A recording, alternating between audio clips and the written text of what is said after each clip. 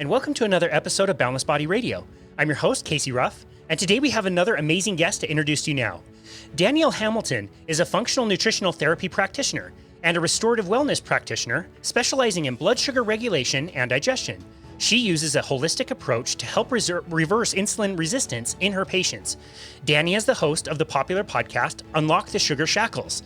The podcast is designed to give listeners the tools to find freedom from sugar and carb cravings with real food and lifestyle tips so they can heal their body, balance their blood sugar, lose weight, and feel amazing. Her signature online program, Blood Sugar Mastery, helps target the root cause of the many diseases that come from insulin resistance. Dani gives her clients simple, take-home tips that are effective at taking action towards their health goals right away. Her mission is to help people uncover and improve their blood sugar issues so they can feel their best and live long and healthy lives. You can find Dani at www.daniellehamiltonhealth.com. Dani Hamilton, what an honor it is to welcome you to Boundless Body Radio. Thank you so much for having me. What an introduction. Yeah, you earned it. It's well deserved. You've done so much cool stuff. I have been working on this line for a while, and I think I have it perfected. So let me give this a go. Before we get granular about sugar, get it? Granular about sugar? That was good. Love it. That was good. Okay. Yeah. Enough of the puns. Before we get granular about sugar, Dani, we would love to hear about your story. You have a very interesting story around food and sugar in particular, and a lot of things that you had to really struggle through and suffer through. So I would love to hear that story and introduce that to our audience. Yeah, for sure. Thank you for that, Casey. You're very sweet, pun intended. So yeah, my story, it won't just be puns, everybody. We'll be done with this. But my story begins in childhood. And I was kind of a sickly kid. I had a lot of ear infections. I had eczema when I was little. I was always having colds and a lot of antibiotics. And as I got older, I started to get a lot of strep throat. My senior year of high school, I got strep throat 6 times. I had to get my tonsils out, which was horrible. The next year I went to college and I developed really horrible seasonal allergies and asthma. Then after college, I moved to Miami, Florida, where the season is all year round. And so I found out I was allergic to palm trees. I mean, it was kind of crazy. Yeah. And I was getting a lot of allergy shots. I was allergic to so many things and developing new allergies that I needed 5 shots at a time. And I was getting them every other day. I started giving them to myself in my stomach because I was going broke from the copays. And I was on multiple allergy and asthma medications. I was on inhalers. I was getting chronic sinus infections. I was struggled with acne, and then and my weight was always something that I struggled with as well. And I was in my early 20s. I mean, it sounds like, I'm in my 70s talking to you about this stuff, but it was my early 20s and I was just at such a loss. And every time I walked into a doctor's office, I was like, why is this happening to me? And no one had an answer for me. They would just tell me, oh, it's probably just your genetics or bad luck. And that just took my role in my health totally out of it. It was just like, oh, I guess I just have bad luck and I just have to deal with it. And that didn't sit well with me. And so I found out about this book called The Paleo Diet Solution by Rob Wolf. And it was talking all about real food. And if you know what the paleo diet is, basically real food, no dairy, no grains, no legumes, and no processed food. And I tried it and it was amazing. My health almost effortlessly just started shifting, and I effortlessly got off of all those medications, no more shots, no more sinus infections, no more strep throat, no more anything. It was amazing. And I just wanted to shout this information from the rooftops, like, oh my goodness, can you believe, everything we've been taught is wrong. They told us not to have fat and fat is good for us. They told us not to have salt, but we need unrefined salt. They told us to be scared of cholesterol and really we should be scared of these grains and flour. And it was just everything that we had been told, and that, my mom feels so bad. She's like, I can't believe I fed you all this stuff that made you so sick. I'm like, Ma, you were just doing what you were told. You were following the advice that was given at the time, eating low fat, eating, a low fat fruit yogurt was really healthy back in the 80s and 90s, right? And so you were doing your best, you were following the rules, but it wasn't good advice and it's not your fault. And I ended up struggling because of the bad advice that was being given. And so many other people found themselves in that position too. And I really just wanted to tell everybody this. And of course, right when you discover real food or when you discover something you're passionate about, you start to tell everybody and they're like, oh, we don't really want to hear this as we're, eating our Big Macs, so I had to kind of keep it to myself for a little while. Then I was eating this really healthy diet, doing great. And it was 2013 and it was a really stressful year for me. I went through a breakup, I moved, a lot of other personal things happening. And I started to really have a ton of hormonal symptoms. I was extremely fatigued. I lost my menstrual cycle. My acne that had always kind of been there and was more cyclical with my monthly cycles, it started to become all the time. It was really cystic. It was all over my forehead, all over my cheeks. I was like, what the heck is happening? I feel like I'm aging in reverse. Like, doesn't this happen when you're a teenager, not when you're in your mid 20s? And it felt really unfair. It felt like I really cared about my health and my health was deteriorating, yet I was still doing the same thing. And I had to get to the bottom of it, but I couldn't really figure it out. So I did realize based on Googling my symptoms that I probably had PCOS, which is polycystic ovarian syndrome. It's a hormonal imbalance.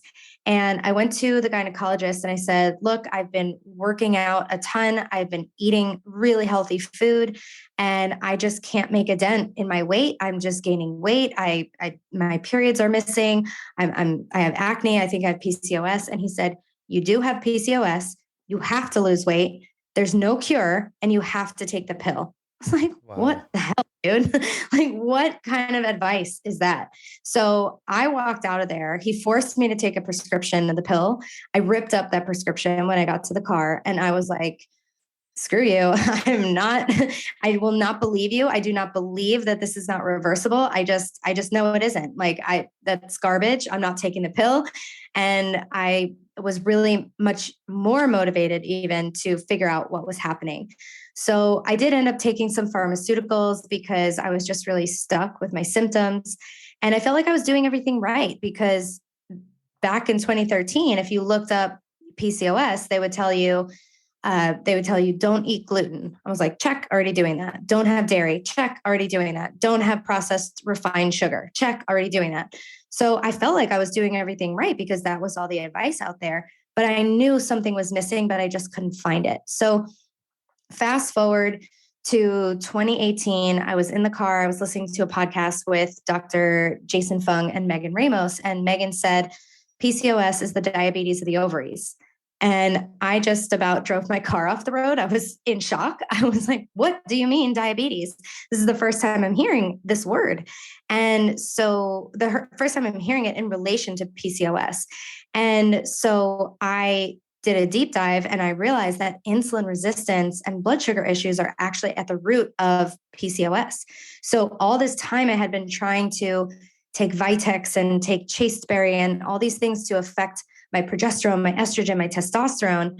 And that wasn't the root cause. So I wasn't making a dent in my symptoms. So when I finally got to the root cause and started working on my blood sugar, which then affects your insulin levels, I was able to, again, effortlessly reverse the PCOS. And it was like this missing thing. So what I did was I took my paleo diet and I took out those dense carb sources, which all of a sudden I was like, do I eat a lot of sugar? I don't think I do. And meanwhile, I'm eating, bananas in my iced coffee blended with coconut sugar and coconut milk and fruit smoothies and acai bowls and sweet potatoes and plantains and plantain chips and kombucha and maple syrup and paleo treats. I'm like, oh, geez, I definitely eat a lot of sugar. I didn't even realize it because this whole time I'm like, well, it's healthy sugar. This is healthy. It's natural. These are natural foods. It's not processed. But I was still way overeating carbohydrates. And because I was no longer afraid of fat, I was just having way too much for my body. I became really carbohydrate intolerant. And I was having all these symptoms I didn't even realize were connected to blood sugar. So I was also I would be a person who would wake up and I needed to have coffee or food immediately when I woke up, or else I'd get shaky. If I had to do fasting blood work, I'd be lightheaded. I'd be dizzy. I almost fell over. I remember this one time, my fasting blood sugar came out as 60 and Whoa. no doctor said anything to me. It came out 63 times in a row at 3 different doctors, and not one said a thing to me about this. And meanwhile, I was there because I had PCOS. And it's like, hello, they didn't do their job. They missed the link. I even went to a doctor he called himself like a paleo physician. He knew more about this stuff than the average, Western medicine doctor, and he still missed it, and then I was also a person who needed to eat before I went out to eat. I needed to eat before I left the house. I needed to have some sort of food with me when I left the house, because I couldn't tolerate hunger, because my hunger wasn't actual hunger. It was a blood sugar crash, but I didn't know that. I didn't have that languaging. So I would just always eat or graze or snack or have a little something, because I couldn't tolerate feeling hungry or that blood sugar crashing. So I would just keep my blood sugar up by doing these things. And so I never really realized it. I never knew the early signs of blood sugar dysregulation until they were really late. And after I changed that, it changed everything. So that's my long story. That's amazing. I love when you said root cause, because you look at all the things that you had to struggle with, and I'm sure they were all treated separately. I'm sure nobody ever asked, like, what was the root cause of all of them? You wouldn't imagine that they would all be branches of the exact same tree. Totally. Yeah. No one, I was like, what can I do with my, why am I getting all these allergies? And someone asked me yesterday on an interview, did any doctor ever ask you about what you were eating? And I said, not one doctor ever asked me what I was eating.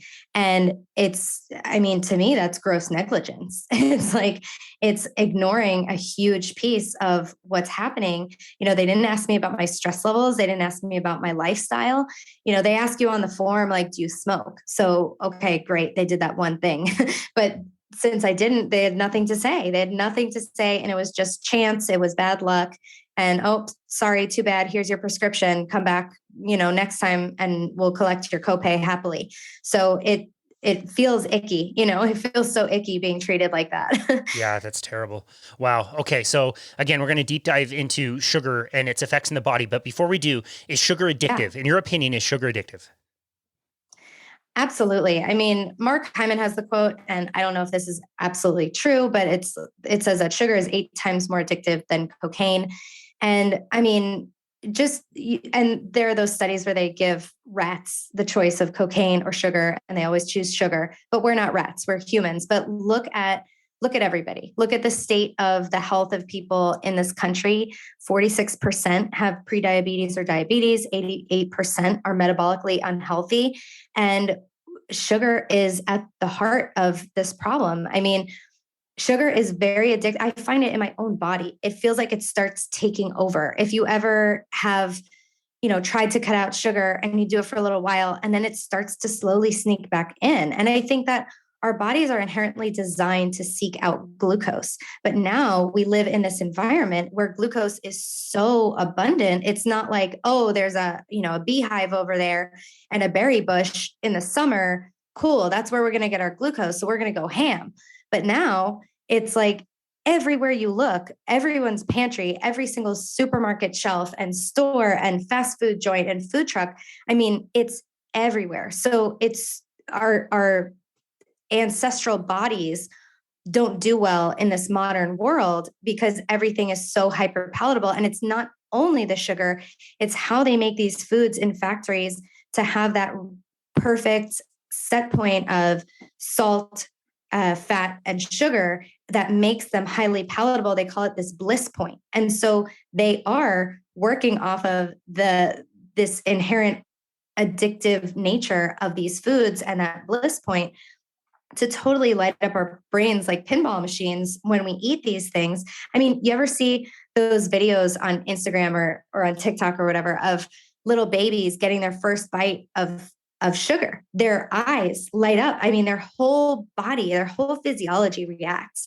And so, yes, I truly believe that sugar is highly, highly addictive. Yeah, no, I've seen those videos. It's crazy. It looks like a crack addict. Like seriously, like this is the best thing ever. And I'm so glad you brought that up and brought that up with seasonality. I remember learning from James DiNicolantonio, who wrote The Salt Fix, that salt has a self-regulating mechanism for taste. Like I think most people listening know what it's like to have something salty and it tastes amazing and it's so good. And all of a sudden it's like, whoa, I'm eating the same thing, but all of a sudden it's a little too salty. I don't want to eat this anymore. There's no 100%. There's no self-regulation on sugar because we shouldn't find it all the time. You can have more and then more will taste good after that. And then even more will taste good after that. There's no regulation because you're not supposed to find it all day, every day, 365 days out of the year. It's nuts. Yeah, I totally agree. And with sugar, quite the opposite happens, right? We develop almost like a tolerance to it, like with alcohol, where you need more and more and more in order to get that same fix, to get that same level of sweetness, to meet this threshold. So we keep sort of moving our tolerance up. And I noticed that when I am going to get, for example, when I used to buy kombucha when I was paleo, I would look at GT's kombucha, this very popular kombucha brand, and they used to have 2 grams of sugar per serving in many of their flavors. Now, the lowest you can find is 6 grams of sugar per serving, which means 12 grams in a bottle. So it used to be 4 grams per bottle. Now it's 12 minimum that you can find. And it's the same thing. White Claws. This is just an example that my wife was talking about the other day. She said there's a new type of White Claw and it's sweeter. Of course it is, because the original White Claw was a seltzer and it doesn't have that much sugar in it, but the demand is like, this tastes like crap. We need something sweet. So the general population has such a threshold for sweetness that everything that I try or drink or taste that is, the average person's eating, to me, it's offensively sweet because my sweetness threshold is really, really low. I'm like eating a raspberry, like, oh my goodness, this is the nectar of the gods, right? Yeah. And yeah, it's really different. No, totally. I remember eating fruit that was growing in my neighborhood this summer, and it was so sweet and delicious. It was really great. It always made me starving afterwards. So I decided to avoid it because I'd always get so dang hungry in the middle of my day. But you're right. So maybe we can explain like what sugar is in the family of carbohydrates and how does it get into the body and cause so much damage? Okay, so sugar, I'm not sure about the science there on that. What you're sort of alluding to, but how it gets into the body is when we digest it. When we digest sugar, the glucose portion will go into the bloodstream. The fructose gets broken down. It has to go directly to the liver for processing.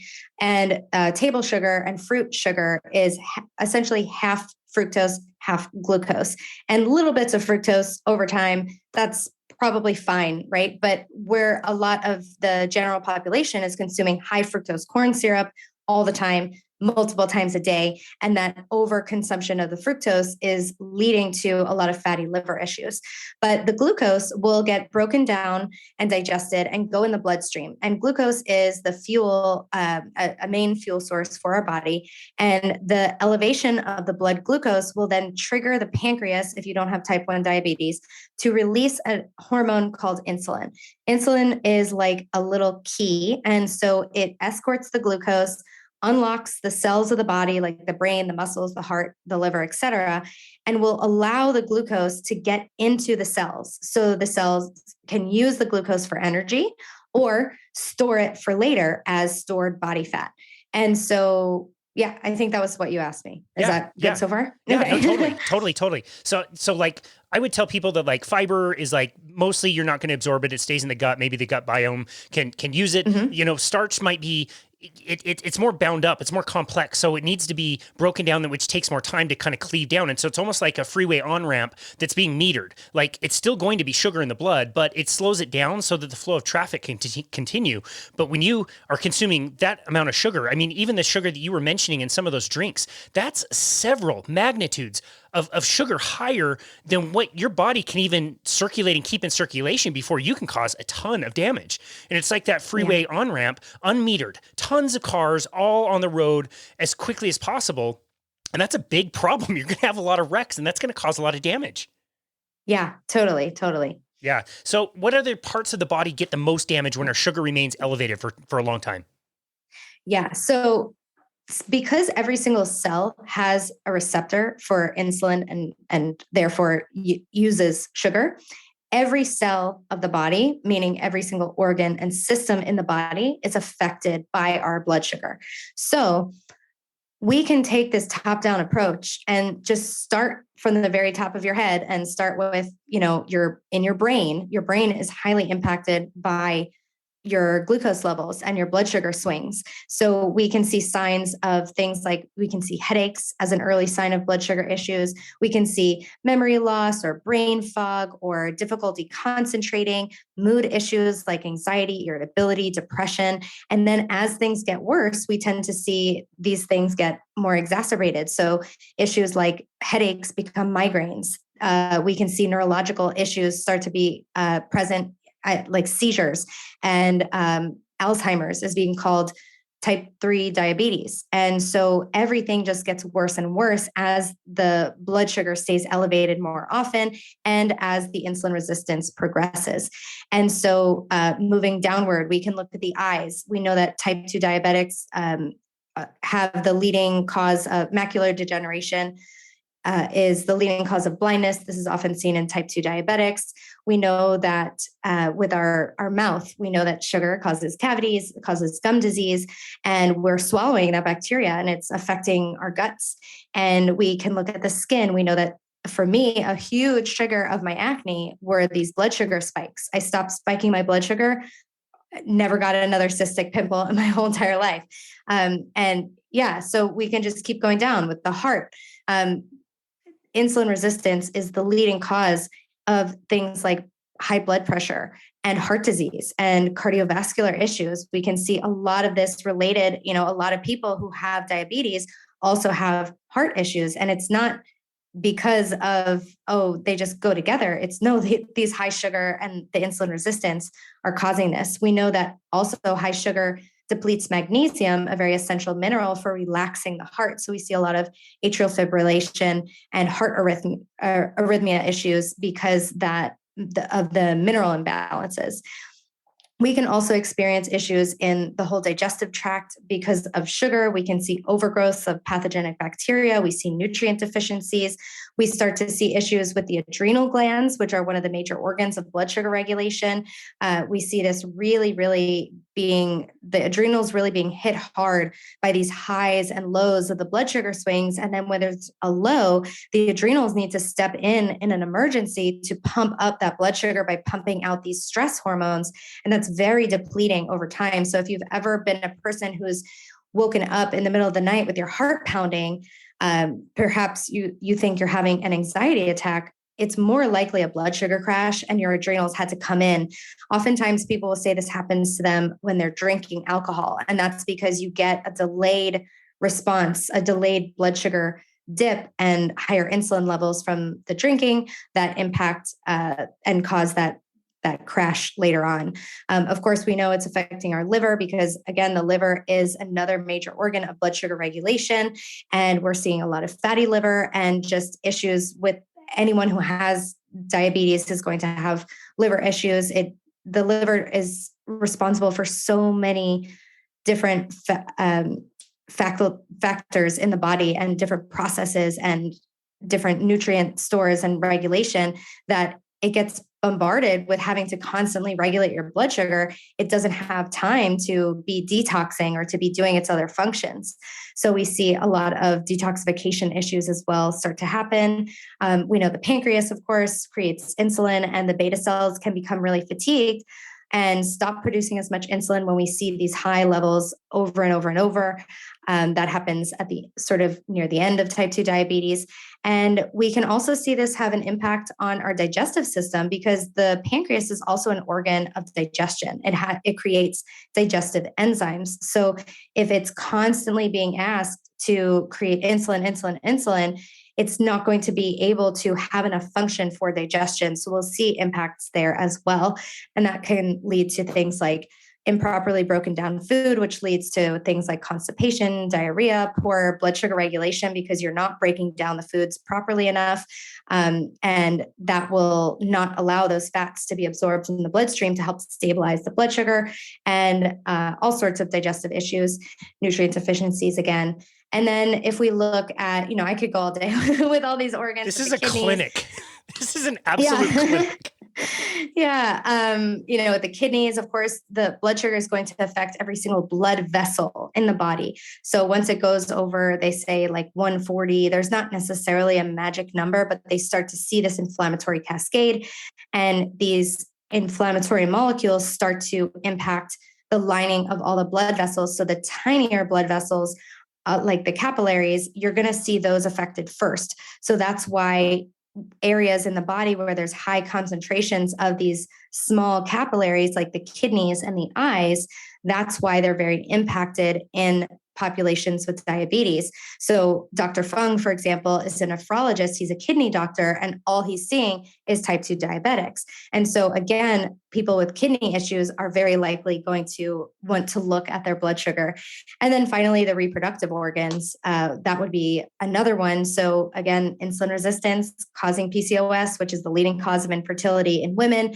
We know that high insulin levels will impact hormones negatively. So it will also lead to infertility in men. We know that high blood sugar levels are, linked with high levels of cancer and like any disease, you name it. So again, every body organ, every system in the body, our energy regulation, our moods, how we function, how we think, it's just all impacted because it all uses sugar. So too much of it is going to start to, it almost like toasts the vessels. So it creates these advanced glycation end products, or AGEs. So it gives us wrinkles. It literally ages us, but it also is like when you put bread in the toaster and how it gets brown, that's what the sugar is really doing to our body. It's sort of like toasting us from the inside. And I wouldn't want my body to be like that. No, definitely not. So, that glycation stuff is really scary. That was an amazing answer. You covered everything. That was very, very well done. Nice job for your first time.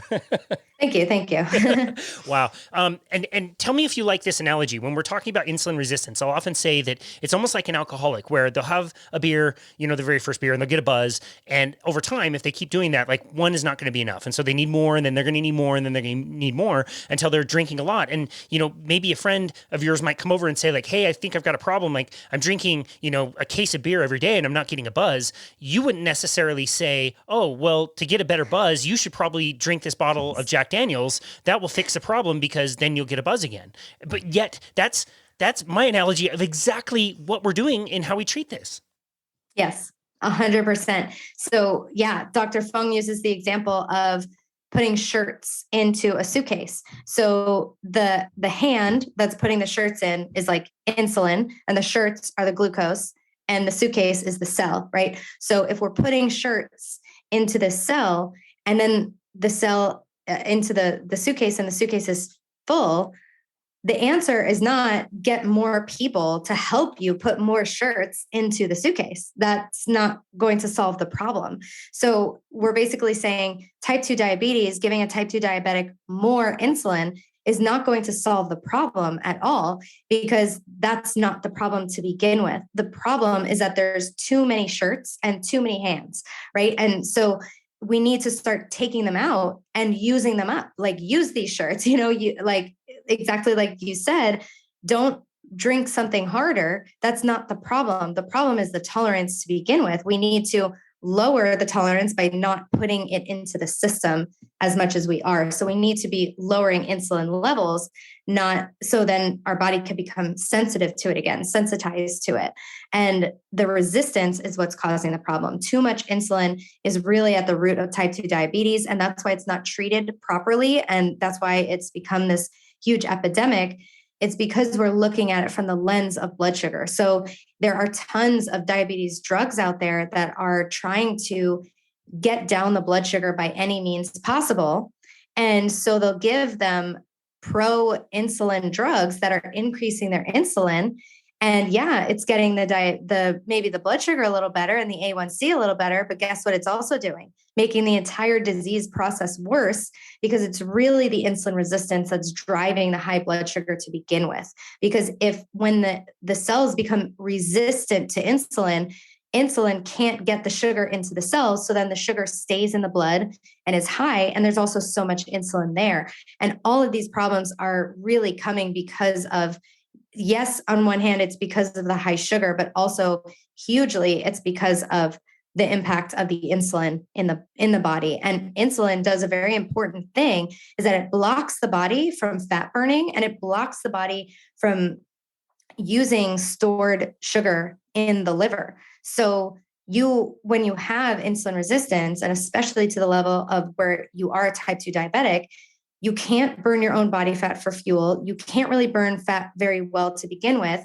You can't use the sugar that's stored in your liver. So you're then reliant on the food that you're eating constantly. Like, you have to be eating constantly because you can't access everything that you have stored in your body. So that's what high insulin does. It blocks your body from accessing any stored energy. So if you have lots of body fat, but no access to that, you're always hungry, you're always tired, that's a huge sign you have insulin resistance, and you don't need any doctor to tell you that, because they probably won't know how to diagnose you anyway. So it's something to start working on for sure. That reminds me of my very amateur cycling career, where you would eat 6-7 times a day. You would need, oatmeal, then you'd be hungry again. And then you'd have to have all these snacks and gels and goos and all this shit while you're riding your bike, tired all the time, and like your stomach would just hurt. It would just ache all the time, and you'd cramp and need naps all the time. It's absolutely awful. This would be a really good transition, I think, to talk about being a sugar burner versus a fat burner. I was able to work with a metabolic cart for a better part of my career. And initially, like back in 2007, 2008, we would test people and see whether they were burning fat or sugar at different intensities or at rest, and which was great. We just didn't know how to use the information back then. We would just say like, oh, well, the machine says you burn 80% of your fuel from carbohydrates at rest, so you should probably fuel your diet with carbohydrates because that's what you're burning. Before any of us learned, we had no idea that you could manipulate some of this stuff with diet. And we had a coach do a call with us. His name was Bob Siebehar out of Colorado, and he was talking about coaching Ironman athletes who were intaking like tens of calories, like 60 calories an hour, and doing really, really well, eating bacon and butter and cream as part of their normal diet. And they were using fat as fuel. And I was like, what is this guy talking about? This is pure insanity. We had no idea you can manipulate some of this stuff with diet. So can you talk a little bit about what the difference is between being a sugar burner and being a fat burner? Yeah, absolutely. So with being let's zoom out.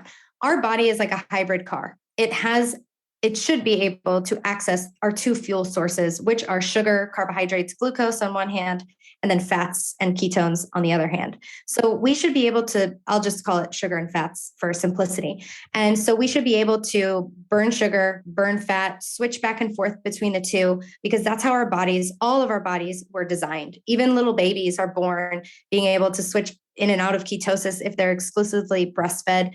They're burning fats and ketones, and they're fine. They're great. That's how our body's designed, right? And so over time, our modern diet, which we already talked about, is loaded with these high carbohydrate, high sugar foods. They raise these insulin levels and block our body from accessing that stored body fat. So then we are not able to effectively and efficiently burn fat. So then we're stuck in this sugar burning phase where we're needing to eat every few hours, because you can only store so much sugar in your body, or you eat it and it gets burned up right away. So I like to think about carbohydrates and sugar as like the kindling on the fire. It burns hot and fast, and then it's over. But logs are like fat. So the fats burn low and slow, and they keep us energized and satiated for hours. And so if you're not able to burn fat efficiently for fuel, you might feel hungry all the time. You might have energy crashes. You might have sugar cravings, and you might feel those early signs of blood sugar issues like sweats, nausea, headaches, irritability, anxiety, shaky, dizzy, hangry, lightheaded, etc. And so on the other hand, when you can burn fat for fuel, most of the time, people who are burning fat for fuel, we call them metabolically flexible because they can burn both fat and sugar. If you take out carbs for too long, you do become metabolically inflexible the other way. So you do become mostly a fat burner, and your body is not as efficient as using glucose. So for most people, we like to have that flexibility if possible, because that's the most optimal our metabolisms are. And so we will, when you're a fat burner, when you can burn fat, you will feel satiated from your meals. You won't be craving. You'll have steady, even energy. You won't have insatiable hunger that feels really urgent. You could put off your hunger. You'd be like, let me just finish this before I eat. Not like I'm going to bite someone's head off if I don't have something to eat in the next second. And I think we could all pull to mind someone who may be like that hangry example, right? Like the sugar burner. And being a fat burner, you are setting yourself up for better overall long-term health. So this is going to have positive impact on the rest of your body symptoms. So all the things that I mentioned, our hormones, our cardiovascular health, our neurological health, our mental health. So we'll be set up to have good health in all those areas. Whereas if you're a sugar burner, you're set up to have the opposite. You're set up to have hormonal imbalances, neurological issues, or anxiety or mood issues and things like that. So those are the big distinctions. And you can kind of tell based on your symptoms where you fall into those categories. That's great. One of our guests, Aranda Wickramasinghe, that's a hard name to say, but we had to practice that a lot before we interviewed him. He mentioned that before, when he was a sugar burner, his hunger was like a bully. And now it's just like a friend that comes by and taps him on the shoulder every now and again and says, hey, like, is this a good time? If not, I can just go away for a little while and I'll come back later. And I think that was a perfect analogy and directly related to what you just said. It's not as fierce or as immediate. You can go do other things since you threw that log on the fire. You don't need to preoccupy yourself with the fire. It's just kind of going in the background. And yeah, you might get a little hungry, but it's vastly different than that hunger that you're describing for sure. So let's say you sold the audience. Everybody is on board. We know that we need to reduce sugar. We know that we need to reduce total carbohydrates. To be able to do that, we want to eat more fat. We want to eat more protein. But you have done some interesting research into digestion of what can happen if we make that transition too quickly without realizing, what can come down the road. Can you comment a little bit about that? Yeah, absolutely. So I see a lot of people with really good intentions. They're like, I'm going to go keto. I'm going to raise my fats. I'm going to lower my carbs. And it's fantastic. But then when they do, they're like, oh my goodness, I can't handle this. I'm running to the bathroom. I haven't gone to the bathroom in days. I have heartburn. I have all these digestive issues. I feel like the food's sitting in my stomach. And so all of a sudden, these digestive issues sort of come to light because fats and proteins require a lot of digestive fire, and they require us to have adequate stomach acid, which would then trigger the activation of pepsin, which is a protein digesting enzyme. So if we don't have enough stomach acid, which stomach acid gets depleted from nutrient deficiencies, from stress, from age, and from not eating a lot of protein. So if you've ever been on a plant-based diet, you probably have lower protein, and also H. pylori, which is a bacteria. I have H. pylori. I'm working on getting rid of it, but I have low stomach acid because of that. So if you have low stomach acid or low digestive enzymes, you might find that you burp shortly after a meal. Maybe you get bloated shortly after a meal. You may have undigested food in your stool. You might have weak fingernails. You might be anemic or unresponsive to iron. And that's because stomach acid is needed in order to be able to digest and absorb certain minerals. So even zinc, which is important for making stomach acid, if you don't have enough stomach acid, you can't absorb all the zinc that you need. So we need the stomach acid to also activate pepsin, like I was saying. And pepsin's job is to start digesting protein. So pepsin can't be active all the time because it would start digesting us because we are made of proteins. So that's why we need the stomach acid to come in, activate the pepsin. It'll start breaking down the proteins. It also disinfects the stomach and gets rid of a lot of, potential pathogens that are in there. So if you're someone who's always catching foodborne illnesses, that's another sign that your stomach acid is low.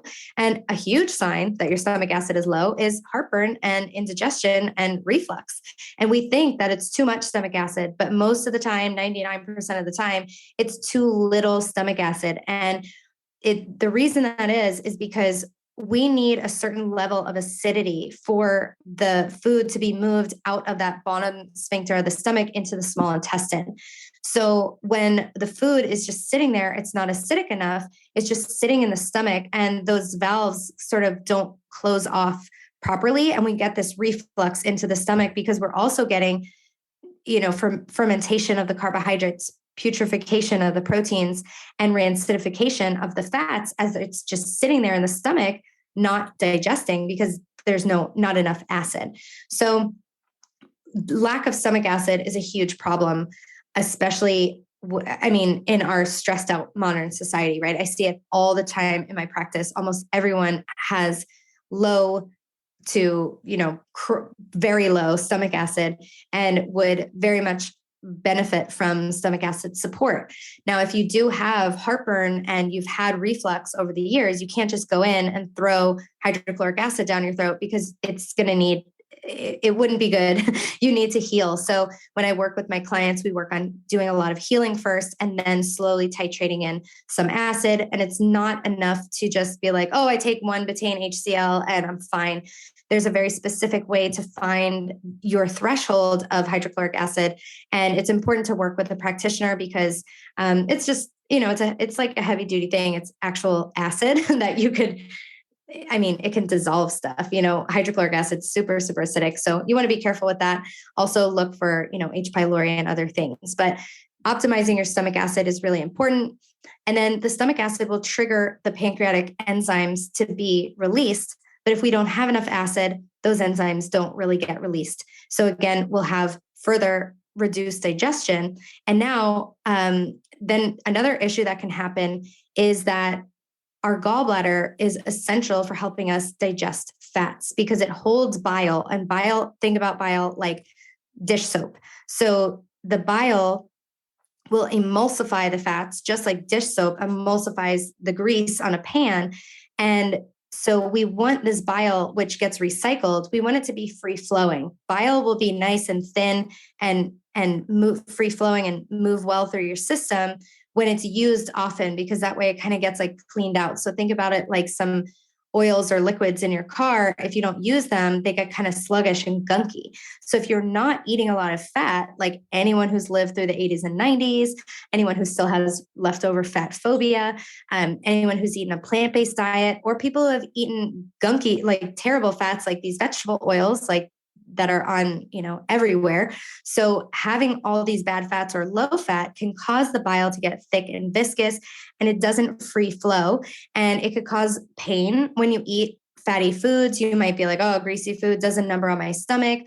It might cause you to have chronic diarrhea or chronic constipation. So you can see a lot of digestive issues with gallbladder dysfunction. But one of the huge things that happens is that if you don't digest fat, if you don't break it down and assimilate it, it doesn't do its job of stabilizing your blood sugar. So one of the most important things I do with clients, one of the first steps we do is optimize fat digestion and their gallbladder function so that they can actually absorb the fats from their meal and stabilize their blood sugar. So if someone comes to me and has tons of sugar and carbohydrate cravings that are very intense, a lot of times reactive hypoglycemia, these would be people who would really benefit from fat digestion support, and anyone with active digestive issues.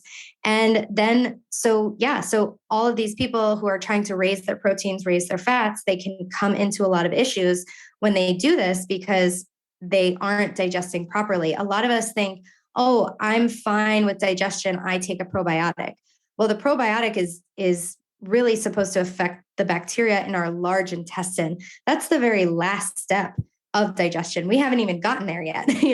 We haven't even talked about the small intestine, and the large intestine comes last. So when we look at digestion, everything, it's a north to south process. So everything that happens up north affects every single step below it. So for example, step one of digestion is actually, I didn't even mention, is sitting down and getting into a parasympathetic state. So we need to be in this rest and digest state. We need to chew our food 20 to 30 times per bite. And I've known this for years, and I'm still a work in progress with that. But our stomachs don't have teeth. We need to break down this food. Think about it. We need to break down a piece of steak into microscopic particles that are these individual amino acids or tiny little, a particle of zinc, not hunks of steak. Steak doesn't power us. The nutrients that make up steak does, right? So we need to break things down really, really well. We need to chew. And even going back to when you were talking about starches, they're kind of locked up. So starches are long chains of glucose molecules. And we have salivary amylases, which are digestive enzymes, which break down the starches. So they sort of snip apart the bonds between those glucose molecules and free those glucose molecules. So if you ever have like a bite full of rice or a bite of bread, if you chew it for like 2 to 3 minutes, it will start getting sweeter and sweeter because your saliva is actually breaking down those bonds and unlocking the sugar in that. And so it becomes sugar before you even swallow it. But we need to get in this rest to digest state. We're eating on the go. We're eating distracted. We're on our phones. The kids are running around. We're eating in our cars. We're rushing out the door. We're eating in between clients. I mean, the way we eat has really drastically changed. It used to be these meals and we would sit and we would laugh. Even many cultures pray over their foods. And so think about we're centering, we're calming, we're relaxing our bodies, and we're getting into this state where we're ready to receive the food. So I have so many clients who say, Dani, you would never believe the difference in my digestion just from sitting down and chewing my food. I'm like, yep, who would have known, right? Wow. Once again, that was pretty good for your first time. Not bad. First time what? No, I've talked about that before. Yeah, have you? Once or twice, maybe? Once or twice. Once or twice. Yeah, I can tell. Yeah, that was so amazingly explained. Dr. Norm Robillard, who's also a digestive expert, talks about the same thing. His two kind of pieces of advice, if somebody took nothing away from his episode, was one, just less of everything. Try to just not eat as much of everything where you can. And the second is just chew your food really, really well. And I do think that's a really missing piece that you said, to like really truly put yourself in that rest and digest, kind of mode so that you're ready to accept that food and accept the nutrients. I think that's so important and so overlooked. So speaking of like not your first time, let's talk about your podcast. Tell us a little bit about the Unlock the Sugar Shackles podcast. You've been going for quite a while and so many different interesting topics that you've been able to cover over the years. Yeah. I mean, I feel like a lot of people come because they're addicted to sugar, and, people don't know about their blood sugar. I didn't know about my blood sugar. I had PCOS and had no idea. Blood sugar wasn't on my radar. Even when I was really into paleo, learning all about it, I would skip the chapters on blood sugar and say, I'm not diabetic. So I'm sort of trying to hook people get them interested and like, oh yeah, I know I'm eating too much sugar. But really, we're starting to talk about things like this. We're starting to talk about digestion. We're starting to look at blood sugar swings and how to prevent them, because keeping your blood sugar stable will really lessen these cravings. So you don't have to white knuckle it. I mean, when I started a ketogenic diet, it took me several months to get rid of my sugar cravings, and I had to keep taking things out. I was like, oh, cool, I can have stevia. And I was like, no, I can't. That wakes up my sugar dragon. Or, oh, I can have berries because they're keto. And it's like, no, I can't, because they make me crave sugar all day. So, I try to introduce these things from a holistic perspective. And sometimes people just need to dive deeper. Some people could be great with, doing some blood sugar hacks and they feel amazing and it's reversing a lot of issues. They're losing weight. But a lot of us need to go deeper because we've had years and years and years and years and decades of damage that we've done. But I also don't want to give people this like prescriptive, just do this one thing and you're going to be fine. I want people to really learn about their health so they're empowered. I want them to take this information to their doctors and say, can I get a fasting insulin test?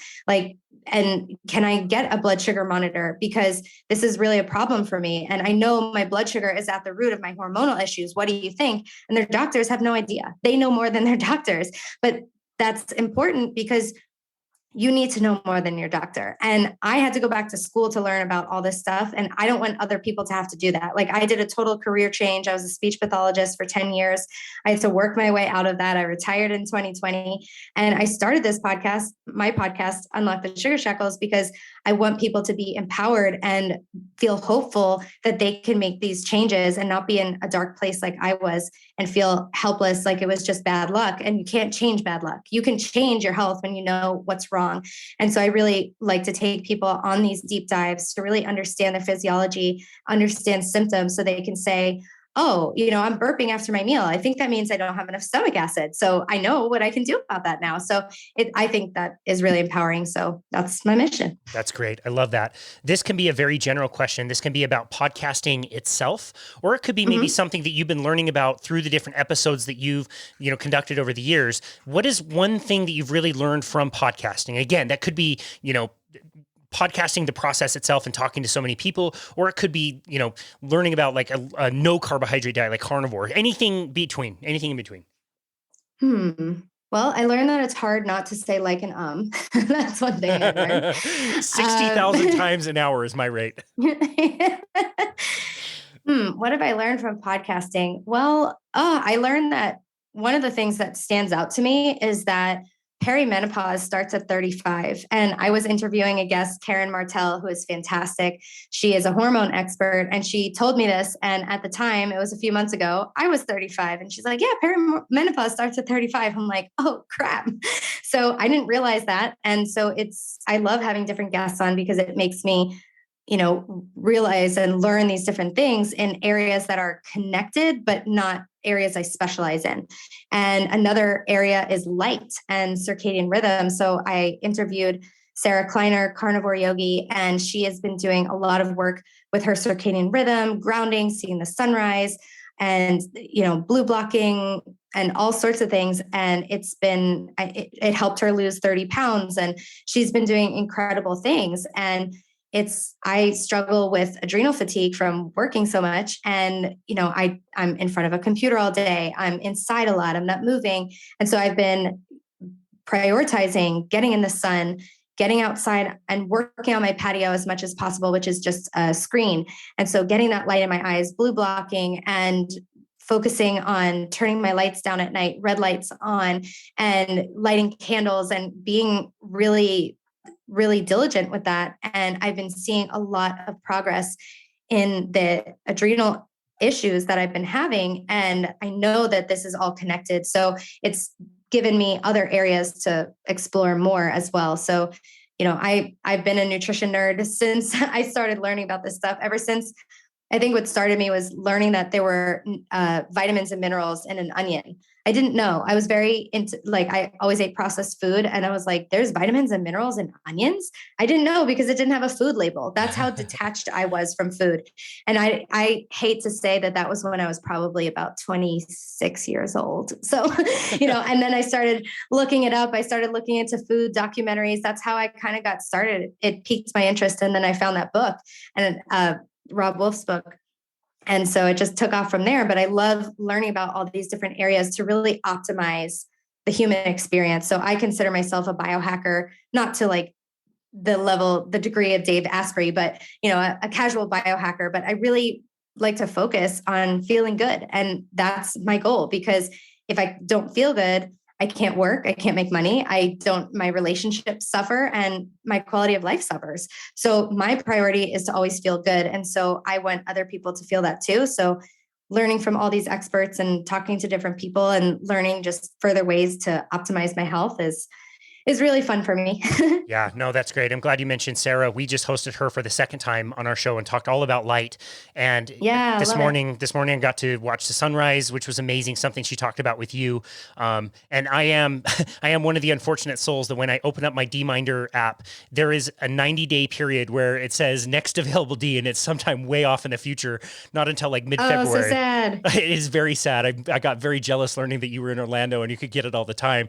But we start way early. Like, we're laying out in January in Salt Lake City. Like 35 degrees is our threshold. We will be outside getting sun exposure, even if we're not maybe generating a ton of vitamin D, but we're getting used to that pigmentation, and we never burn. Like, we did a trip in Mexico last year in end of May, like direct sun UV index was like 13 or something, which I didn't even think it could go that high. And we didn't burn once. Wow. We didn't use sunscreen at all. We used shade when we needed to in midday, but we were smart about it. We never burned. I would totally fry up any time in the past before learning some of this stuff. It's so important.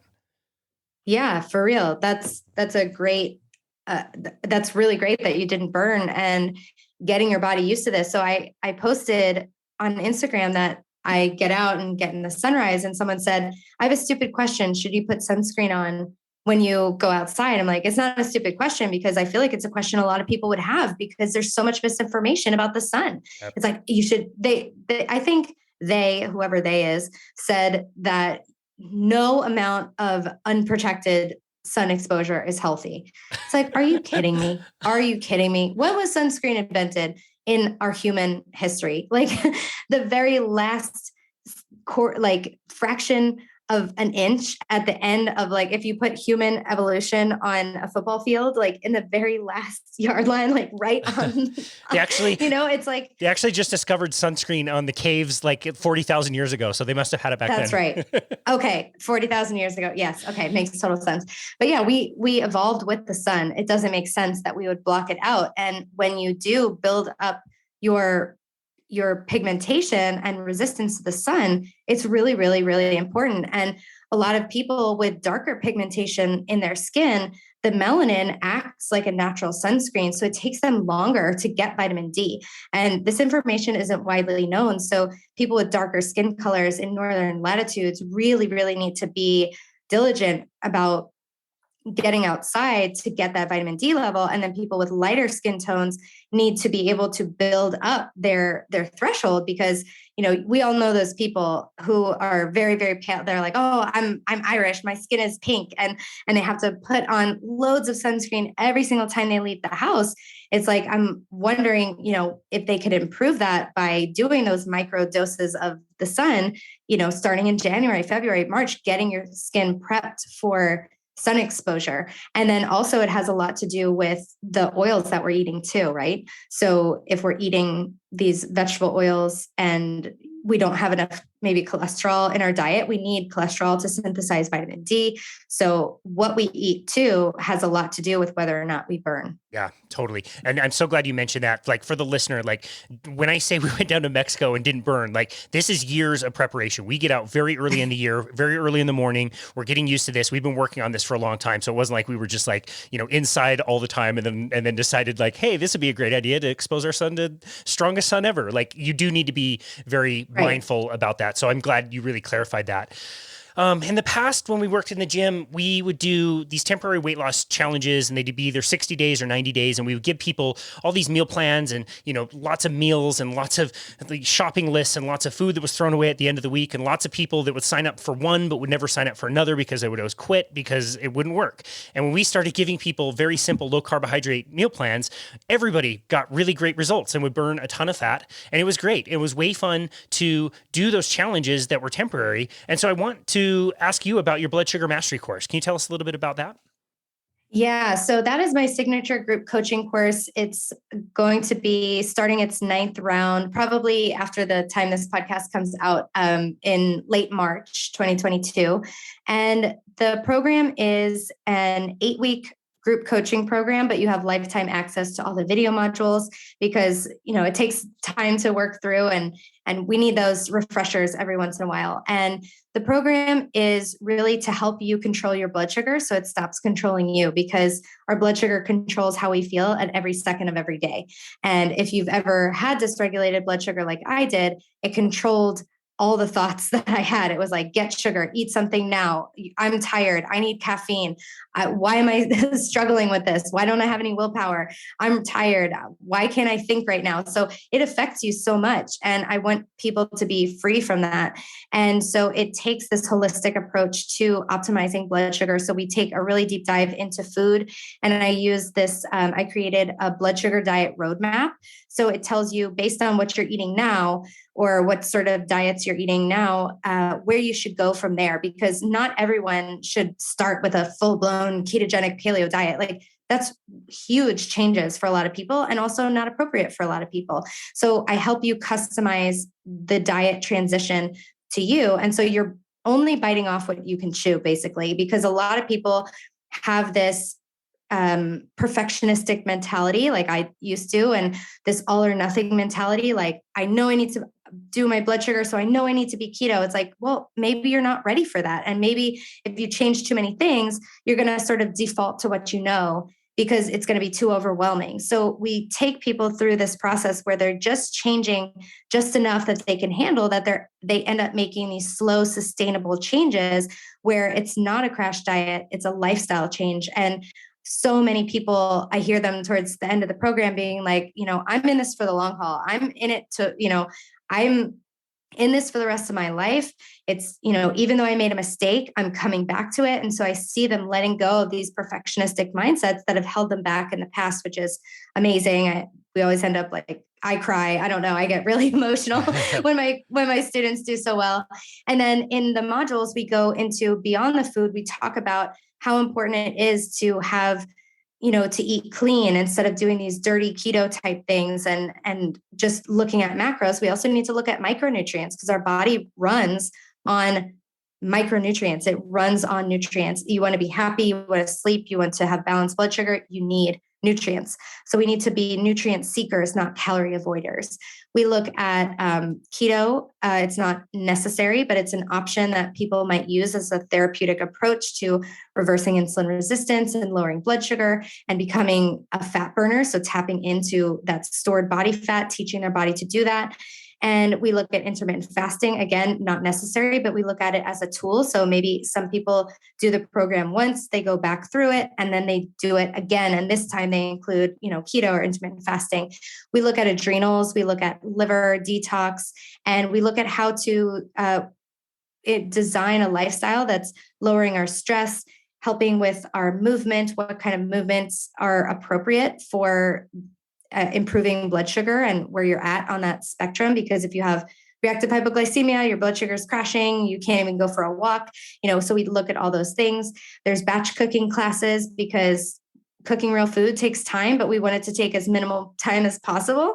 So I teach my method of how to really shortcut cooking in the kitchen so you could get really healthy meals and just default to the healthy option instead of ordering takeout. And then we look at using carbohydrates as a tool because this is not blood sugar mastery. You can never have a carb again. Goodbye. That's not what this program is. It's that we want to find when to use carbs, how many carbs, and when we should sort of dial them up and dial them down. So again, using these things as a tool at certain times and knowing when to tap into that and what is right for your body.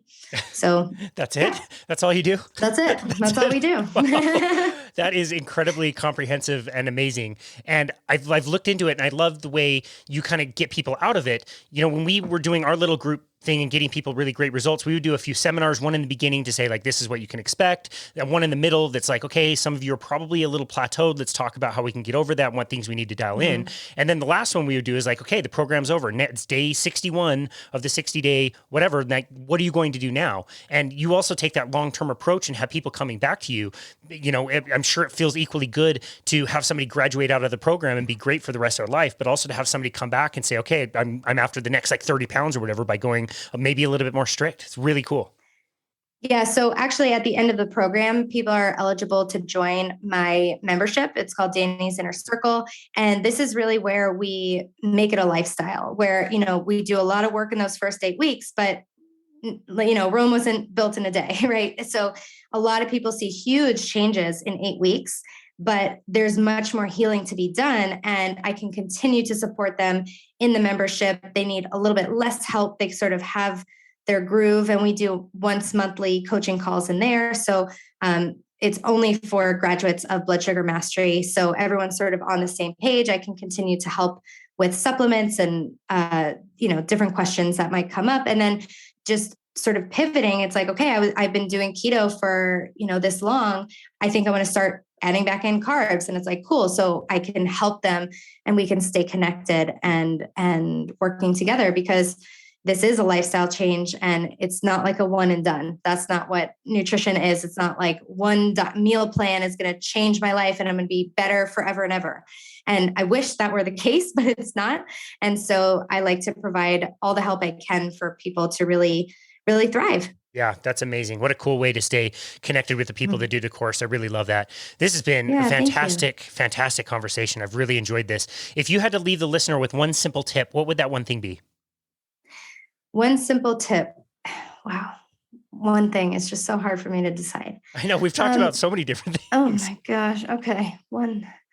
I guess I would say, since we didn't talk about it, I would say as much. Avoid vegetable oils like the plague. They're just so bad for you. Read ingredients and don't go out to eat very often. If you do, ask for things to be grilled or get raw fish or, things like that don't have these vegetable oils, and start telling your friends and family about them because they're horrible and they do so much damage to your health. And it's an easy lateral swap that a lot of people can get behind. So, you have an elderly parent and it's like they cook with canola oil. It's like, just use this avocado oil instead. Like, at least it's a little better, or use butter, and give people permission to use grass-fed butter again, so I guess we'll stick with that one. Yeah, that's a great tip. I oscillate seemingly like every 30 minutes on, when I get asked a question, what's worse, like vegetable oil or sugar? And I'll change my mind all the time. You just did the same thing to me. I'm like, okay, sugar. It's sugar that's the worst. And now it's like, no, it's vegetable oil again. Both are terrible. Avoid both. They're everywhere. It's really Agreed. A little difficult in the beginning until you start to realize how ubiquitous they are. And when you start to look at the grocery store and know the areas that you should be going to and know the ones you should be avoiding, and again, great tips on eating out, like you just said, it's total game changer and will make things a lot easier, and you'll be so much happier having known that. So that's a great tip. I love that. Dani, where can people go to find you and connect with you in your work? Oh, yeah, thanks. So I hang out a lot on Instagram at Danielle Hamilton Health. My website's at DanielleHamiltonHealth.com. And like you said before, my podcast is Unlock the Sugar Shackles. And yeah, that's where you can find me. Awesome. We will link to all of that in the show notes. I know that as soon as I turn off the recording, I'm going to think of, like, in a minute or two, I'm going to think of another really good sugar pun. And I'll kick myself for not saying it on the air, but I'll spare the listener. Thank you so very much, Dani Hamilton, with all of your information and knowledge. What an amazing gap you covered in a short time, having not known very much about, diet not that long ago, and really deep diving into it and put on an absolute clinic on our show. So our listeners are, I'm sure, very grateful for you, as we are. Thank you so much for all the learning and sharing everything in such a positive and upbeat way. And thank you for taking the time to be on our show today. We really appreciate it. Oh, thanks for having me, Casey. It was a blast. It's such a blast. It was an honor. And this has been another episode of Boundless Body Radio.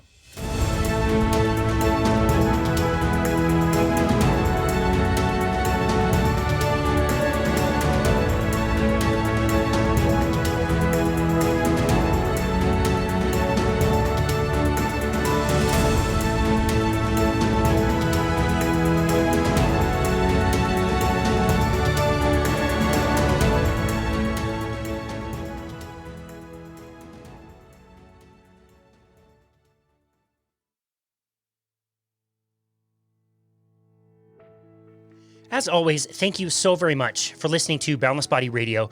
It's really inspiring and amazing to see some of the reviews that we have been getting, and also to receive so many messages and emails about how these episodes have improved our listeners' lives. And so thank you so very much. We are so happy to bring these episodes to you and provide them for free, and we really hope that they help you in your life.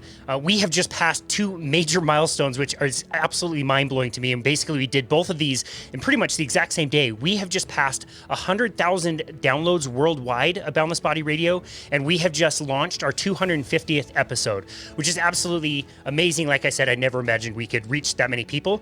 We always want to keep you updated on things that we're doing on our website. So if you go to myboundlessbody.com, you can always see what we're up to. This month, we have a link that you can go and schedule a functional movement screen, which we do virtually over Zoom. A functional movement screen is a series of 7 different movements and 3 different clearing tests, which is designed to find weak links in the body, such as muscle imbalances and joint stability issues. It's a really great tool for discovering inefficient movement, and even if you're not experiencing pain in certain areas of your body, it's something that can prevent injury later on. Some muscles need to be stretched, some need to be strengthened, and we can help you create a plan around that so that you can stay healthy and continue to move well for the rest of your life. So again, you can go and schedule that at myboundlessbody.com. You will also see the other services that we offer. You can always schedule a complimentary 30-minute consultation with us to really chat about anything that you like. And remember, if you are enjoying Boundless Body Radio, please take a minute, give us a rating or review on Apple. It really helps get this passion project out to other people. And thank you again for tuning into Boundless Body Radio.